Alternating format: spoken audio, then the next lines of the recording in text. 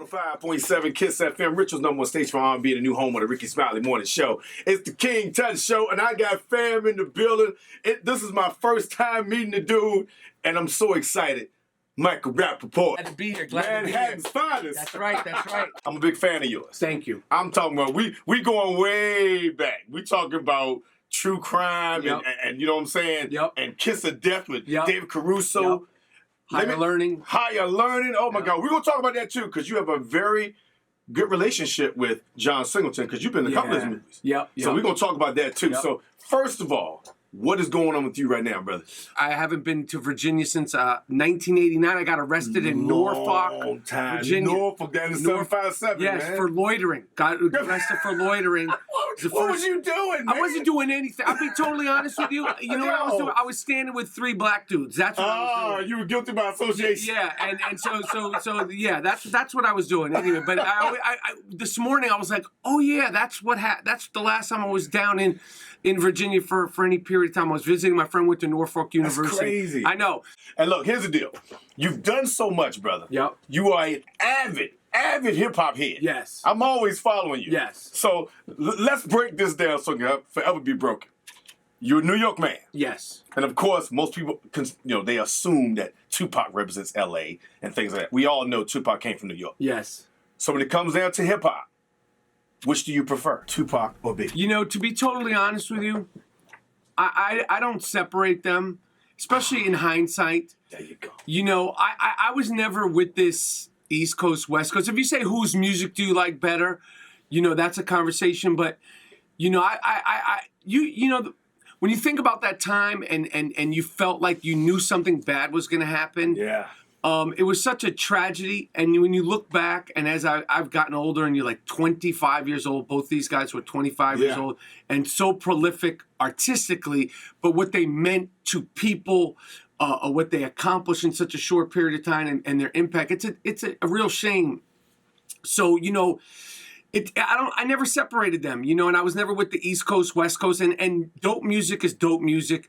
You know, growing up in New York City, you know, obviously hip hop started in New York, but you know, when it started to go to LA with Ice-T and NWA and then Snoop and, you know, everything that was coming out of the Bay Area, and then, you know, down the Ghetto Boys down in Houston, and then of course what they were doing down here with Outkast, and even before that, I didn't like it, you know, with 2 Live Crew, it sounded so foreign, but it was all dope. Yeah. You know, Too Short, like, so it was all dope. And, you know, funk is funk, you know, and you know, 300 years from now, you know, hopefully, you know, if the world ever ended, you know, when James Brown is rediscovered, the first time that is played, your mouth is going to be like, what? Exactly. What is this? What this is this? And funk will be rediscovered. So, like, if it's funky, it's funky, and that's how I am with music. Right. If it's funky, it's funky. It doesn't matter where it comes from, who made it.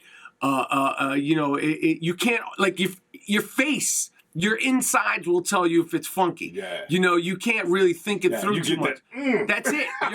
Your face is gonna be like, yo, what is this? What is this? So you know, those guys were great, and you know, and I love you know, music is meant so much to me, and hip hop has meant so much to me, and you know, R&B and soul and all that, like, it's just a part of my life, you know, and it just... We've been blessed enough to live through the golden age of hip-hop in the 90s, man, because you had so many avenues of music. As you said, Outkast, Biggie, Tupac, I mean, Ghetto Boy, Mind Playing Tricks on me. I mean, that was like the anthem of the summer at one time. Yeah. So many different groups from so many different...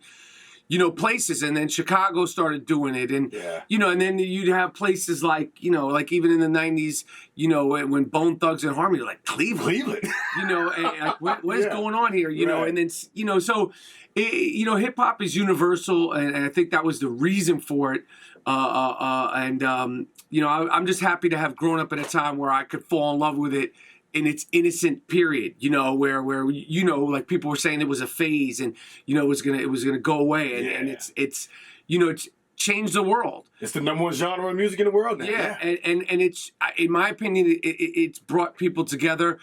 It was a big reason why you know, Barack Obama was able to be nominated and become president, because of just, it changed the way I think we think. So hip hop is a part of who I am. It's informed who I am.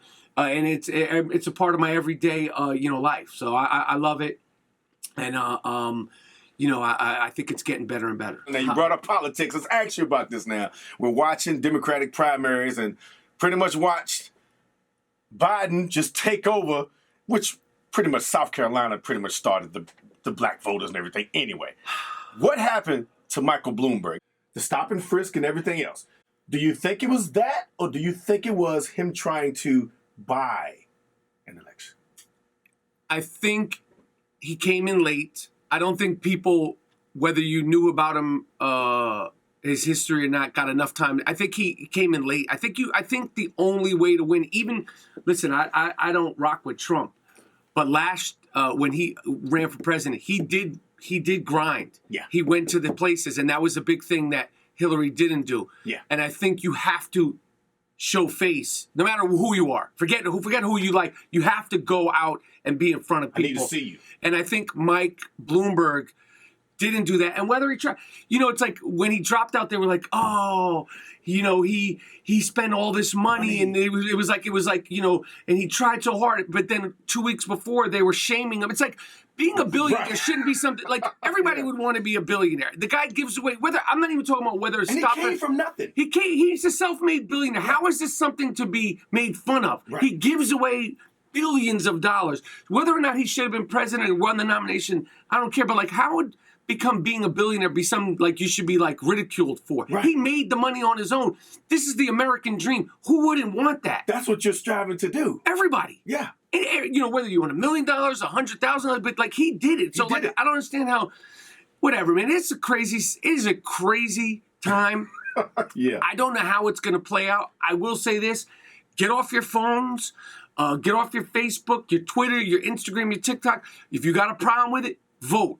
Everybody needs to vote, and then you gotta let the chips fall where they may. But you can't if you're not gonna vote, then you need to shut the F up. There you go. Because if you're gonna sit there and tweet and all that, yeah, but not vote, stand in a line. You could stand in a line and tweet. You could stand in a line and Instagram. Yeah, we've all become and I say me, addicted to these phones and complaining. It's like, yo, we all know the stakes of this next election. If you do not like the dude who's the president now, vote or shut up. Shut up.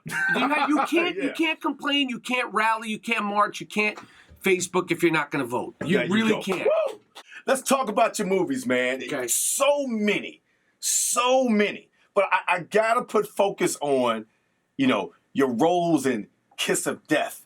And where did you get it from when you go? I mean, I understand being an actor, you have to be able to sell the character. But you seem so good at it. Thank you. My goal as an actor has always been to try to be real. I'll tell you something. You brought up Tupac.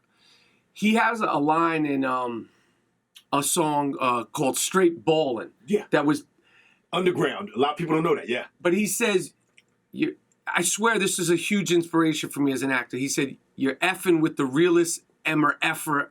I'm effing. Yeah. But he calls up the realest MF alive. That was one of his things he said a lot in his music. And for me as an actor, not in real life, because I'm not trying to be, tough guy, but as an actor, that was always a big inspiration. I'm not the most skilled actor, tactical actor, like somebody like Christian Bale or Denzel. Right. They can morph into other characters. But my thing has always been, you could feel me. To be as honest as possible, and to be as genuine with my emotions and my humor as possible. And that's what I try to do with everything art related, whether it's acting or stand-up comedy or just right here. I try to be as genuine as possible with my presentation of myself. And that's what I've tried to do, and I've been successful. A lot of times, sometimes I haven't nailed it, but that's my number one agenda over, doing a cool accent, a cool walk, all these little character traits you could do. My focus has always been be genuine. So there you go. What is your fondest memory of John Singleton? You've worked with him on Poetic Justice. Man, my fondest memory of John Singleton was, it sounds cliche, was his laugh. When I worked with him on Higher Learning, obviously the character was, not a likable character. And right. The scene with me and Omar Epps, the first day that I shot, the scene with me and Omar Epps, we shot was when I pulled a gun on him and I'm saying the craziest stuff to him. Right. And after the first Hell of a take, scene. yeah, after the first take, John was clapping for, and this is an all black set. Yeah. Right? Yeah. But he wanted me to feel comfortable to do what I needed to do as the character. So after the first take, he was like, yeah, and he was clapping, and he was even laughing because not at what I was saying, not the character, but just how hard I was going. You were. And he made me so comfortable, and he encouraged me. And as a young actor, I was 24, you know, and after seeing him in Boys in the Hood, yes.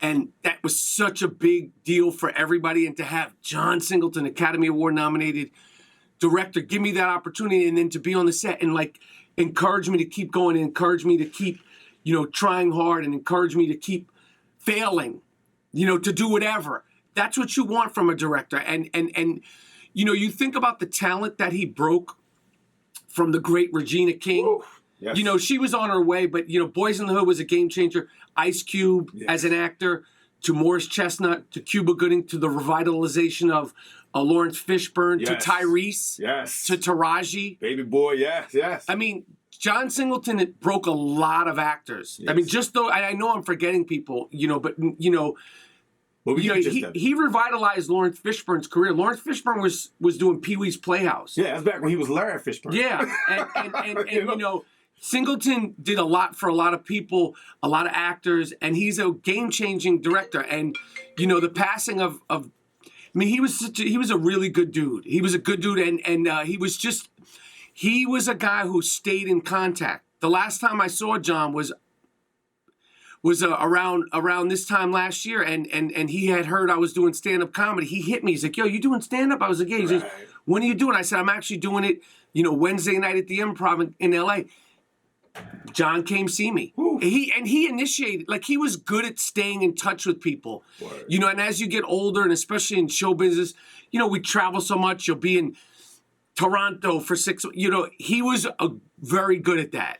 Wow. And it's a big loss, and he meant a lot to me and a lot to other people, filmmakers. He gave people breaks, and actors, he gave people breaks, and you know, what he did for the Black community with his movies is historical. So it's very sad, the passing of John Singleton, because he was just a nice dude. He was a good dude. Yeah. He was a good dude. Rest in peace to the brother. I got to say, brother, thank you for all you've done, and thank you for being so outspoken, man, when it comes to everything in the community around the world, especially in New York, brother, because I follow you. If cats don't know and they need to check you out and see exactly what you do, social media, what's the deal? At Michael Rapaport, everything, and I appreciate you having me on. Hey, brother, Michael Rapaport, you're blessed in all that you do, my brother. Thank you. Yes, sir.